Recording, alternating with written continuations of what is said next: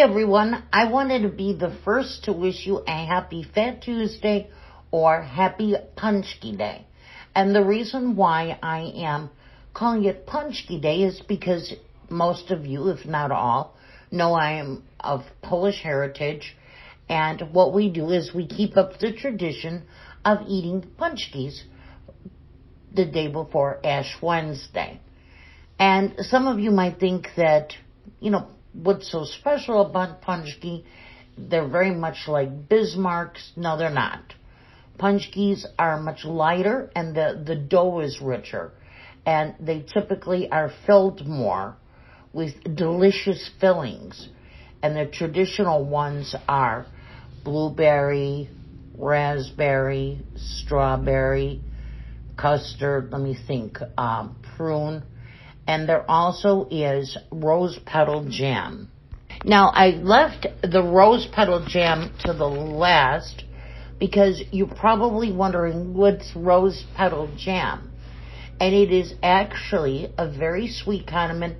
When I have pączkis filled with rose petal jam, it's kind of like it's like a berry flavor, but it actually is made from the rose petals of a damask rose. And it can be made either with fresh or dried rose petals. Now, you probably see different varieties of pączkis, different variations. But the ones that I mentioned are the staple in the Polish community. And typically they are either sprinkled with powdered sugar or they might have a glaze on it. Now, other than celebrating Pączki Day just to eat delicious bakery products, the traditional reason for making and eating them was to use up all the lard and sugar and eggs and things like this in your home that you would be giving up for Lent as you're preparing for Easter Sunday. So a lot of times people will say, I don't want any sugar, I'll give up candy, I'll give ice cream up. Well, Polish people, we indulge on sugary products and then we'll give these up for the days of Lent. Now, they became popular in the United States because as Polish immigrants came here, there was a demand at the Polish bakeries for them. So along with eating pączki, I will tell you that when I was growing up, I grew up in a very ethnic Polish family. My father and uncle owned a Polish deli that was handed down to them by my grandfather. They actually had 3. And we would feast from Thursday, which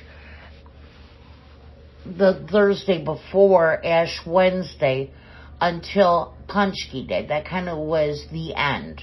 That's when the last that you could really indulge in different types of foods. And I have to tell you, we ate like we were at a buffet. I could remember going to my grandparents' home, and we would eat, and then the table would be cleared, and my dad, along with my uncles, would go down in the basement, and they would play cards.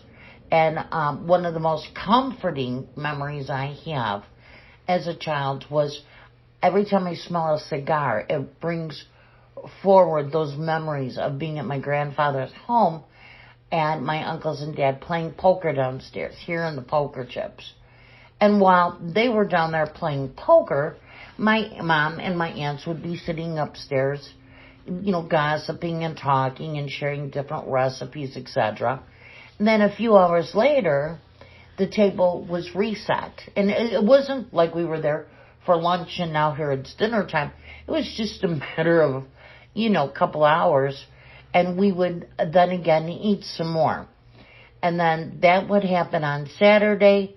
And then that would also occur on Tuesday. Because remember, Lent was coming and now you had to give things up for Lent. So it was feast. So I would appreciate if you would go ahead and leave any comments you have. Share some of your experiences with either Fat Tuesday, if you've tried Pączkis, or any other maybe customs or traditions that you do on the Tuesday or Fat Tuesday before Ash Wednesday. Thank you.